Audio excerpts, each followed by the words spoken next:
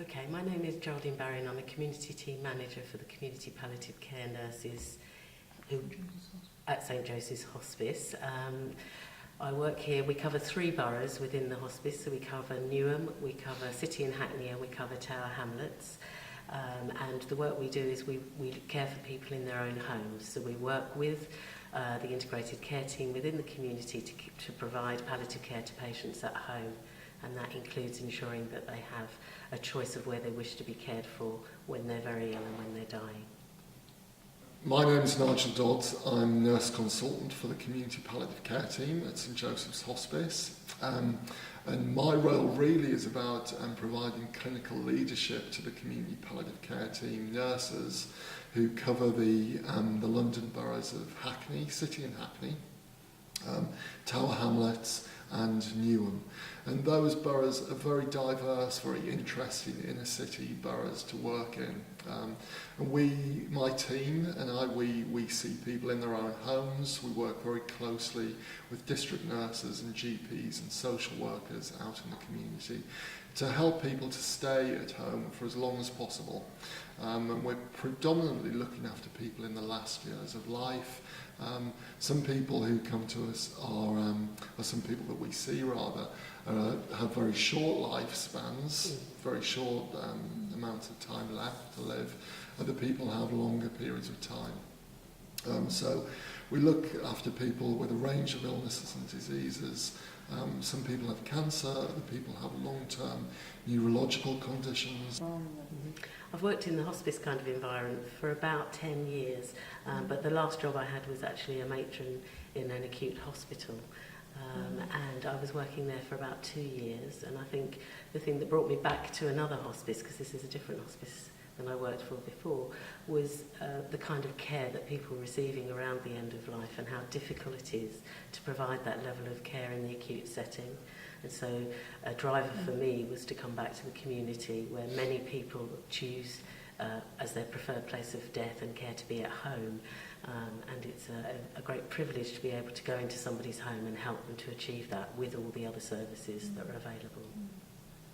Well, I've been at this hospice for a very short period of time, 6 months, but I've worked in the hospice sector for probably about 10 years as well, and my background, as well as working in hospices, has been in community nursing, HIV nursing and cancer nursing. So all good things that would kind of be good for the hospice world. So I really have always enjoyed working in palliative care and in the hospice environment, because I think for a nurse it's a really great area to work in because we have a lot of autonomy. Nursing is really valued within palliative care and within the hospice environment, because we can give so much to patient care. We have a lot of input into patient care. Whereas I think other environments are more medically led, so it's harder for nurses to kind of be as autonomous and to work as equal partners in delivering patient care. I think for me, working in community palliative care is extremely exciting because going into patients' homes, you never know what you're going to be faced with. It's a different environment to work in because you're in someone else's home, so it's not your property, it's not the area that you belong in, so you're a guest in people's homes, so you're very much on more of an equal playing field with patients.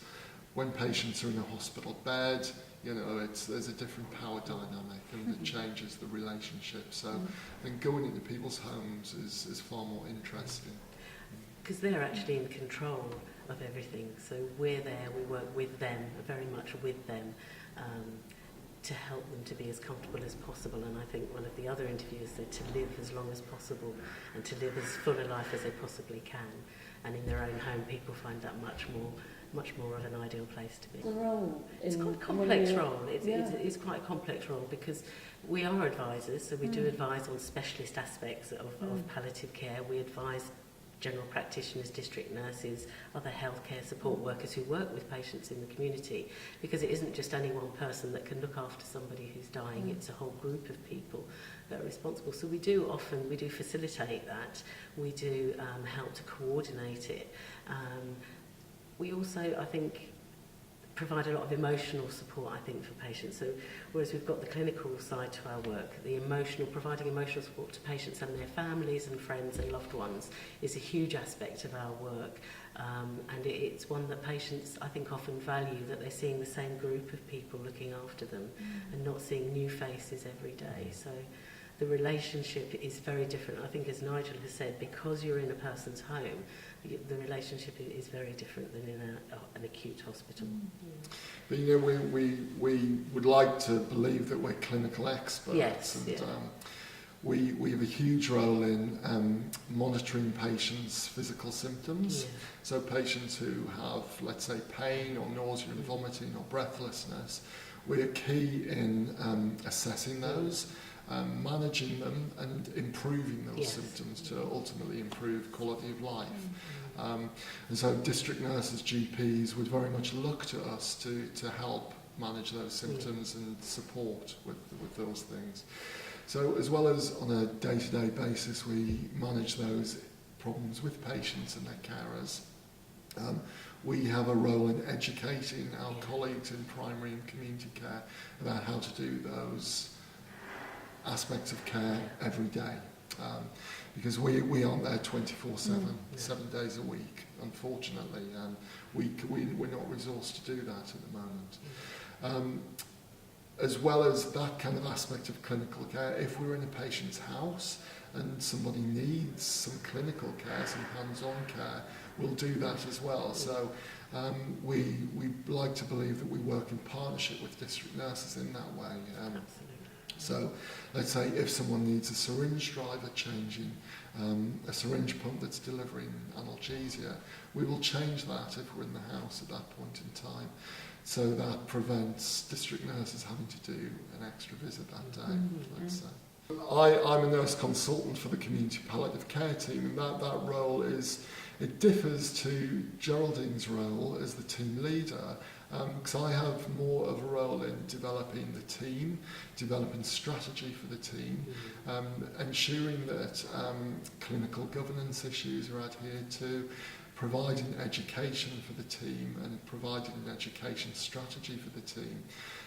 But I also need to be involved in clinical practice myself as an expert, as a consultant. So I support the clinical nurse specialists in looking at their patients and supporting them with patient care.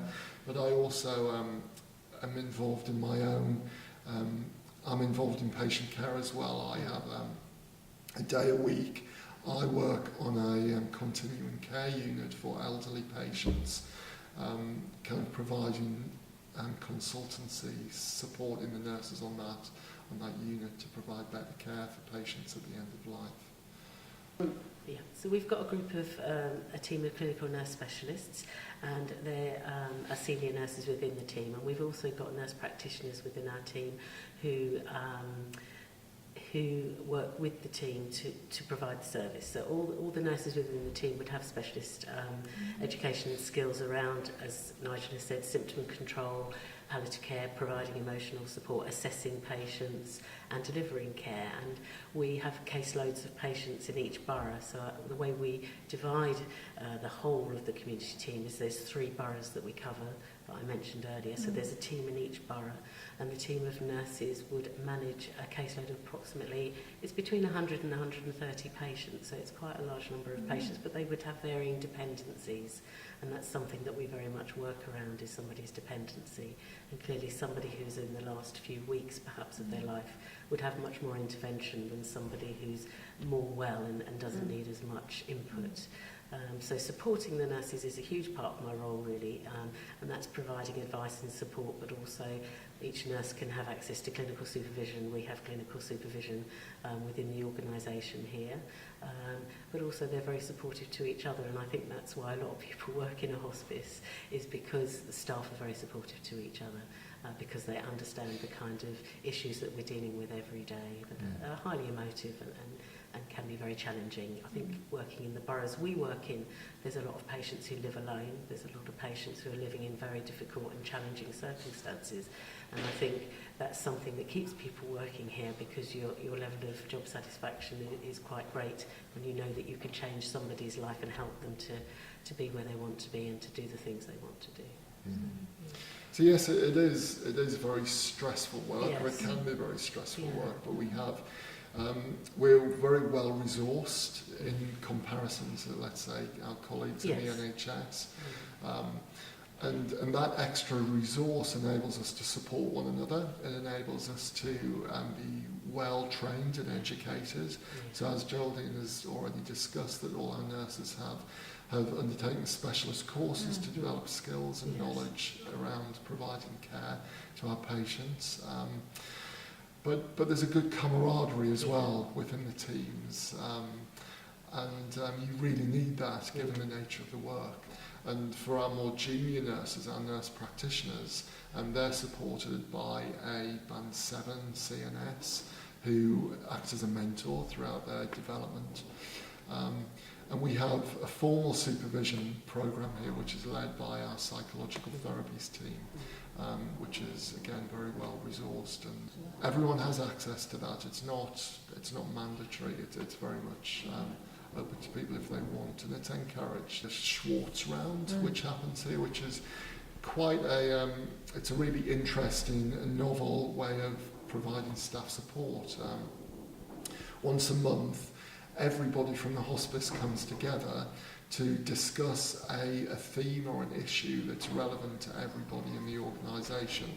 And that might be about managing difficult issues around the patient's death, or it might be around managing boundaries, professional boundaries, so how grief affects us, for example.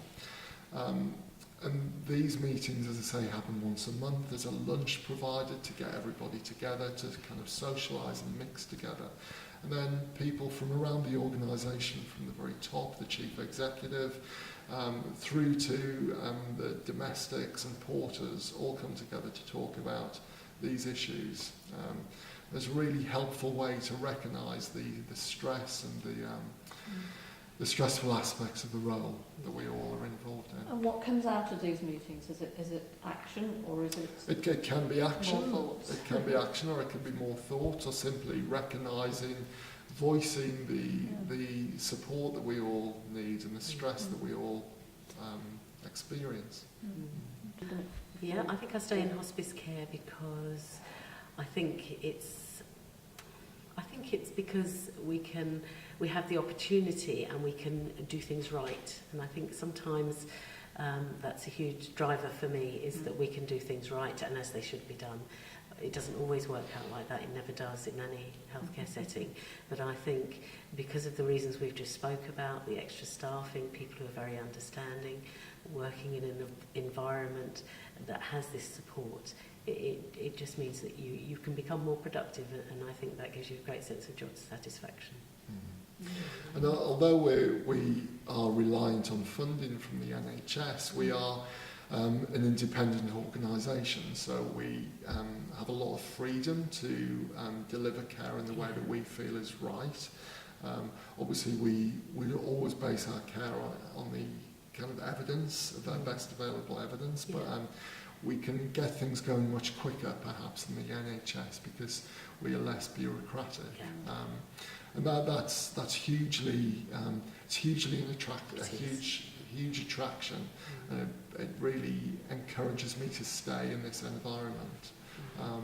But I think also as a nurse, there's great potential to develop and great potential for me to help my team to develop because of the lack of bureaucracy or less bureaucracy.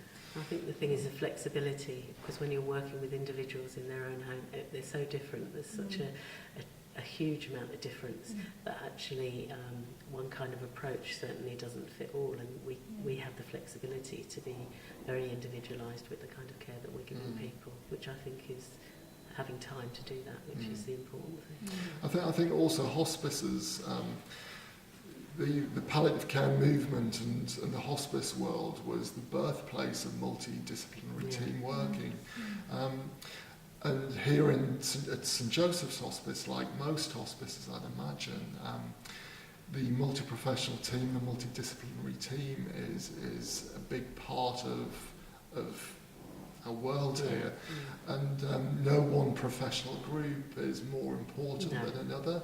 So whilst we have medical staff, whilst we have physiotherapists, we all have an equal part to play within the organisation and within the care that we deliver to our patients. And that feels good. It feels really good because we're all as important. Everyone has a voice, I think, it really, isn't it? Yeah.